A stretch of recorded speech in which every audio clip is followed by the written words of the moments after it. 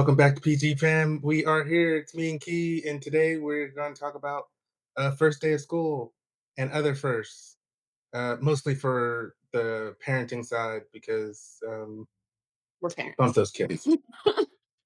um, but we will start off talking about the kids a little bit. So, as we're talking about the first day of school, what grade is your kids going into? The kids that are going to school. Kindergarten. Bella is going to kindergarten. Ah, Gosh.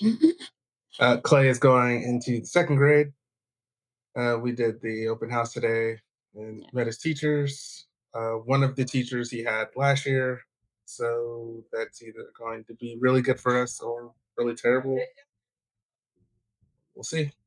Um, Bella met her teacher. She met the teacher at like the end of the year thing that they had last year.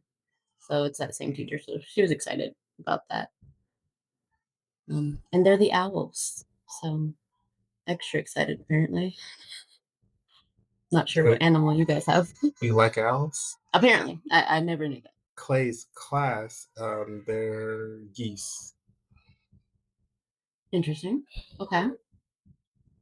Yeah, I don't really understand how they're trying to do it because like she was like our class mascot is the goose. But I was like, "So you're geese?" She's like, "Yeah, we're the goose class." So I was Okay. like, "Because they're trying to say goose, but like that's not how you do plural of goose." So Sure. I don't know how they're gonna do it. I know they're doing it by grades. Or I thought that's what she was saying, is that they're doing it by grades because you're like all the kindergartners are owls, but you also know like they'll be able to tell which kindergartner goes where because of what the teacher has. So like they got little backpack chain. It's actually a keychain, but backpack chains of an owl for her class. And then the other kindergarten class got something else. Hmm. Not sure how that works, but Uh, yeah, it might be. So last year it wasn't based on grade. It was it's based on classroom. Like the head teacher picked an animal for some reason, and so like his teacher last year picked otters yeah. because they're resilient and something else. I forgot the reasoning, but yeah, well, it's something like that. They're like, pick a strong animal or it has some characteristic that we would like the kids to emulate. True. Is or was the concept last year. How do you feel about Clay going to the second grade? I am generally a fan of education and like believe in its importance until I am excited that he's in school, and that he's excited about school.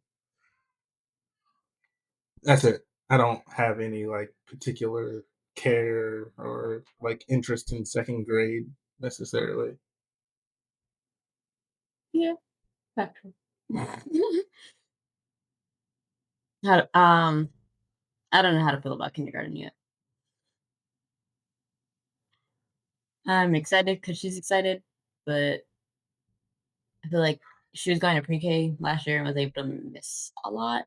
Now there's not a lot of time that she can miss, and not a lot of days where she can be like, "Oh, well, I don't feel like going," or "I just don't want to go." There's not a lot of that when you're in big kid school, as she puts it.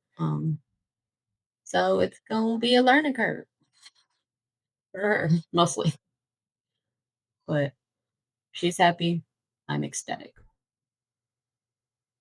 Now I just gotta get the rest of them to schools.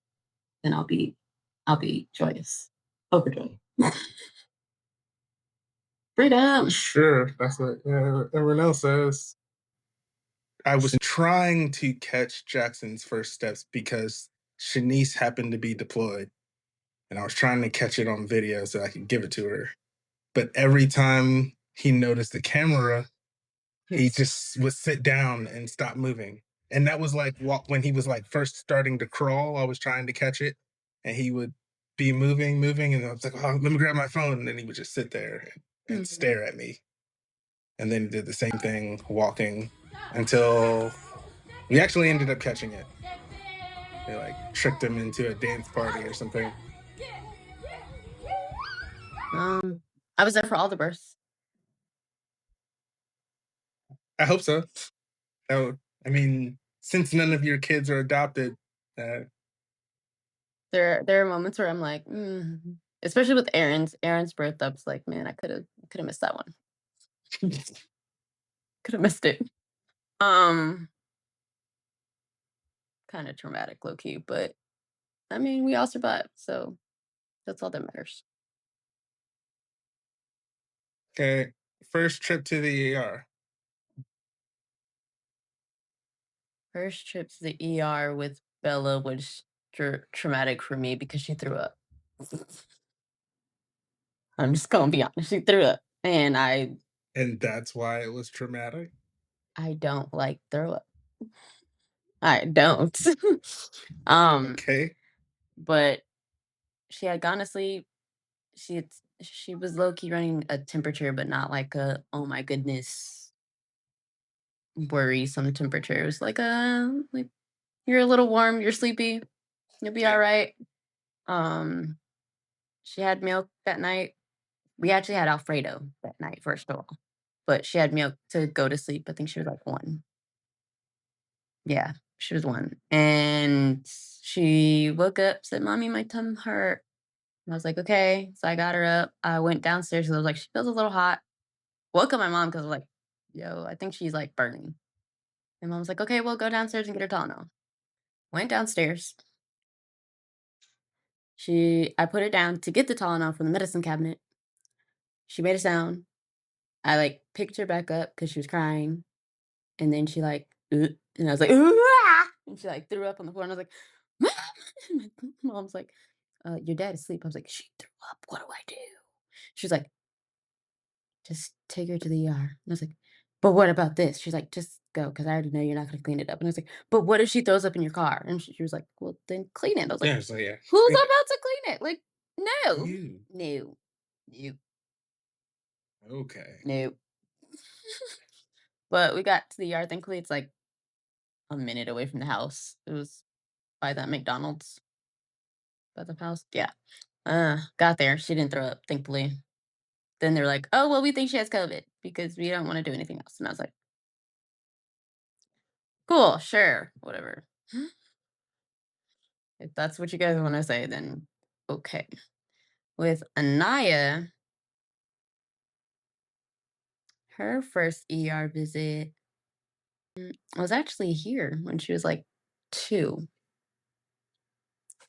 I took her to the ER because, like, she wasn't really having wet diapers, so they said, like, she was dehydrated, and she ended up it was really just her asthma that was bothering her, um, with changing from El Paso to here, it flared up.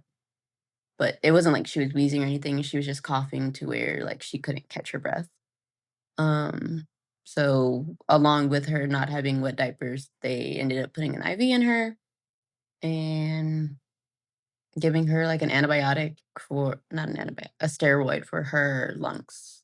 And then with Aaron's first trip to the ER, I'm pretty sure was when it's either when he buckle fractured his arm or when he threw up. Again, traumatic because he threw up on me. Was not okay.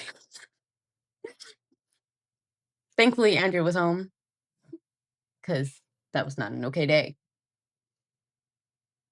Not okay at all. Or I'm sorry, it was night because it was like 2 in the morning by then. I was like, "I'm not doing this." He threw up on me in our bed, took him to the doctor.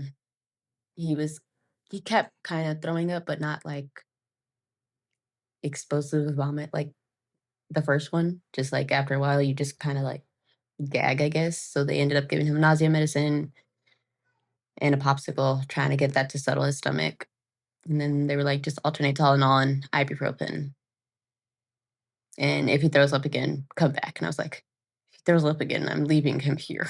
Like, I'm not doing this. As you guys can tell, I don't do throw up. Like, no. Okay.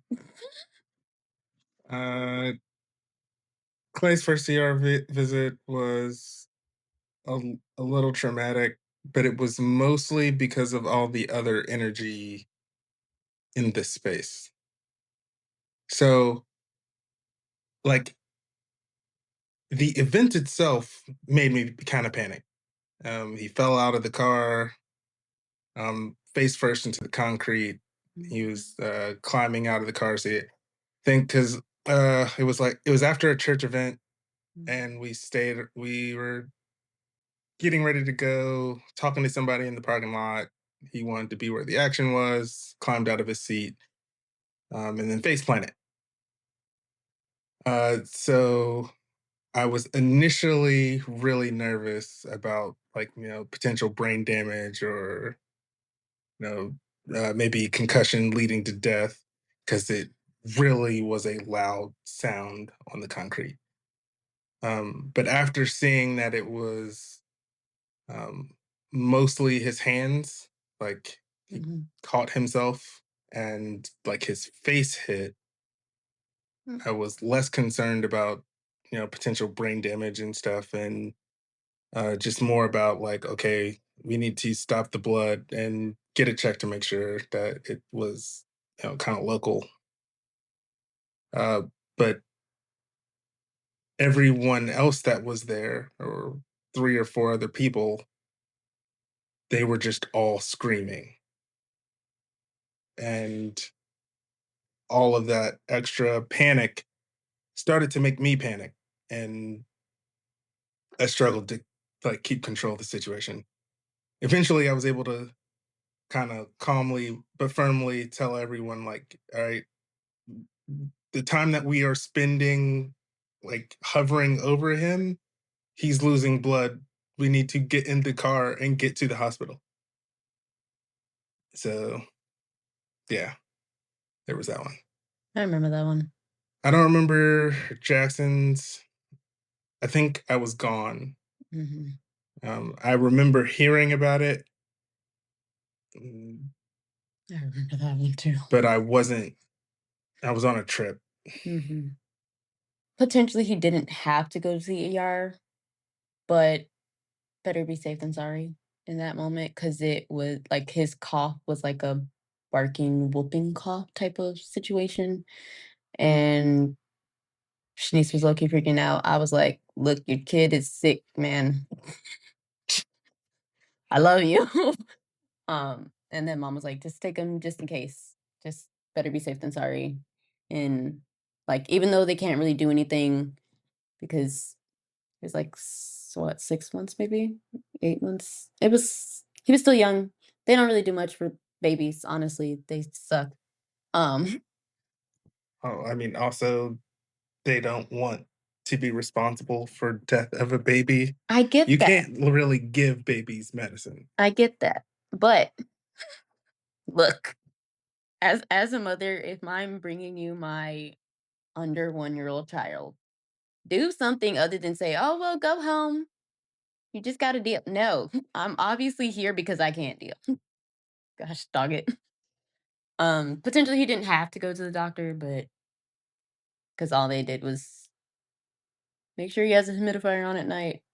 If he stops breathing, okay, wake him up. Like, what? Shawnee spent like 8 hours in the ER for, eh, just wake him up. No, if he stopped breathing, I'm gonna come back. Like, what do you mean? So potentially he didn't have to go, but meh. Okay. Because I think they ended up him and Aaron both ended up having like RSV or like that type of respiratory infection. Yeah, because they keep sharing the cuts. They sure do. Yeah, gross. But yeah, Okay. First haircut.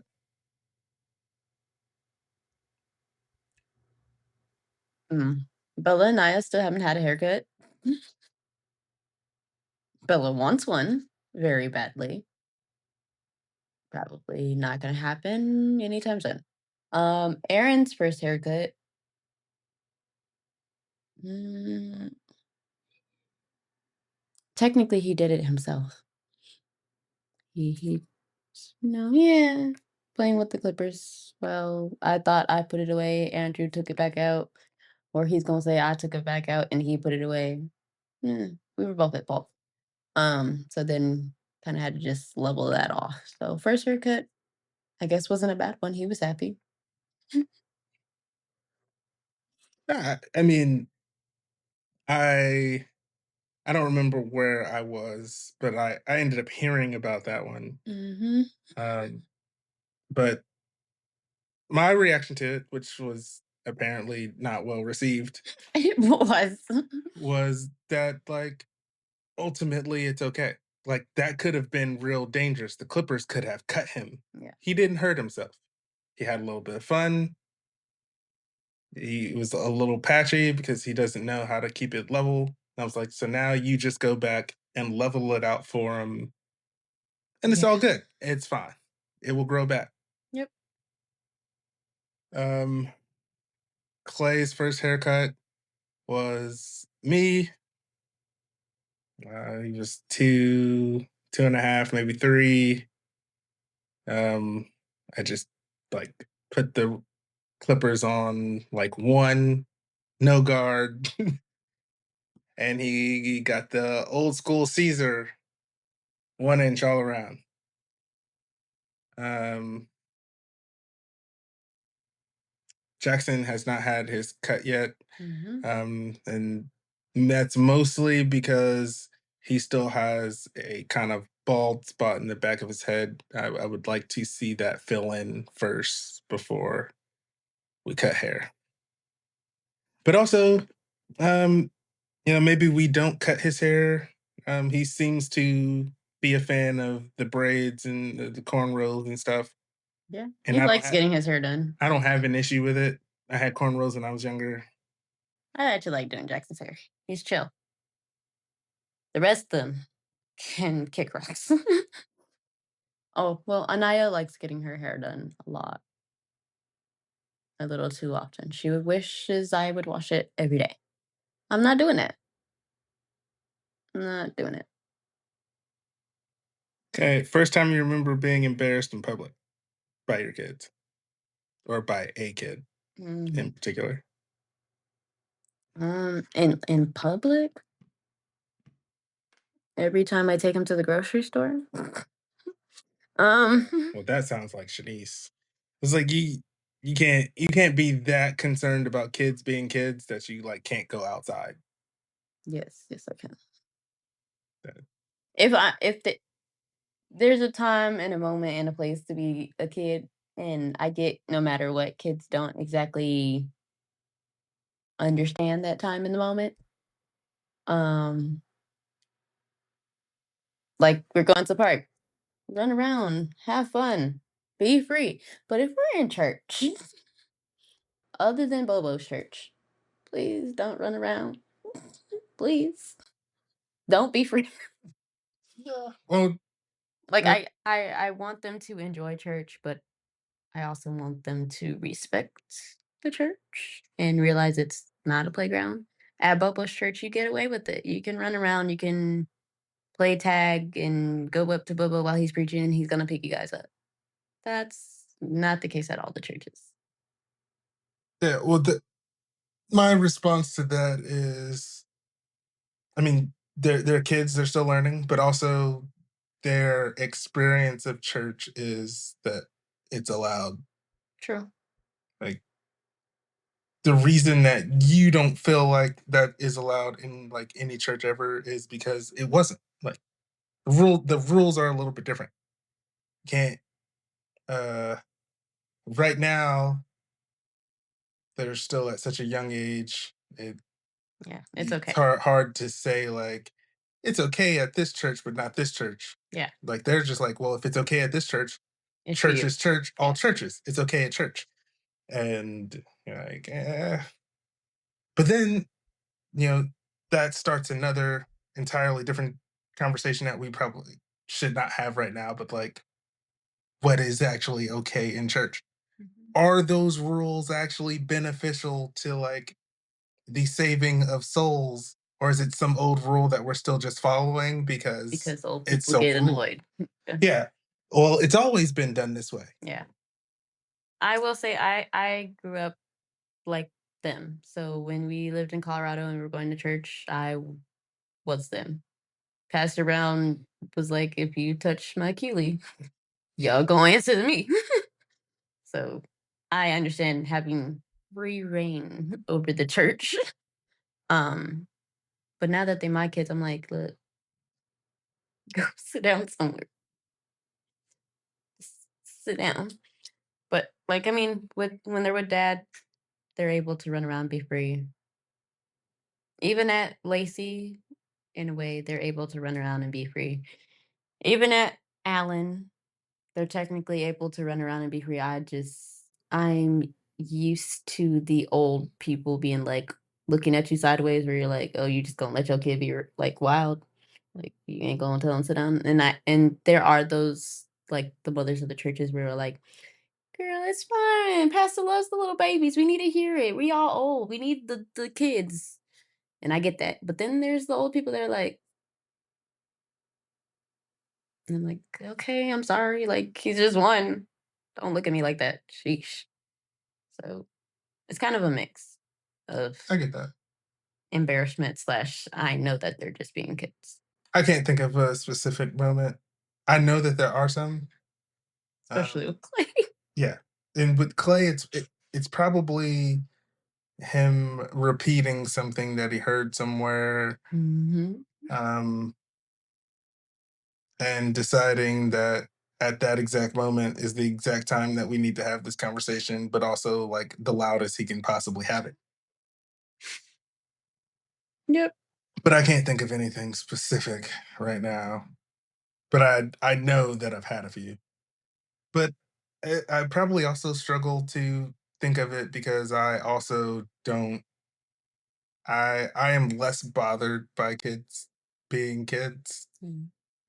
Um, Most of the anxiety and stress that I feel about it is whatever I'm picking up off of Shanice, Facts. um, which ends up becoming a really kind of poor situation for me because I'm not necessarily bothered by it, but then I can tell that she's bothered. That bothers me. So then now I'm frustrated. And now I'm yelling at the kids like sit down. And she's like, why are you yelling at them?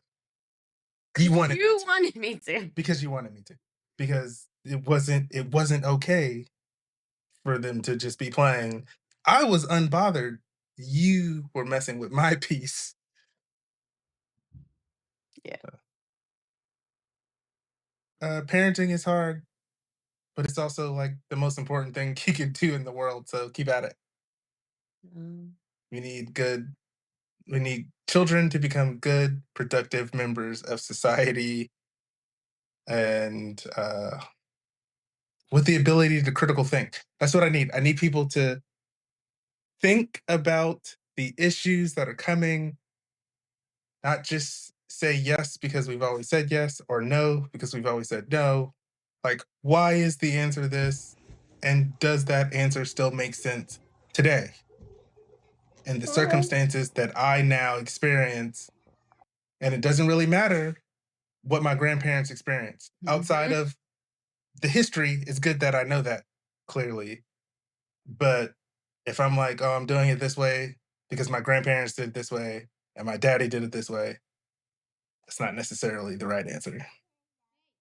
And I'll get off that soapbox. Um, I guess coming from a mom standpoint, speaking to all the moms, I guess it's okay to not feel like you're enough because raising these wonderful people, it's tough and sometimes it's taken for granted, whether it be by your partner, spouse, kids, where they be like, "Oh, I hate you now," but I mean, it's life. They'll live. You get through it one day at a time. And if you feel like you can't get through that day, don't be afraid to ask for help because it's tough out here in these streets, these parenthood streets. Um, One, two, three. Open the door.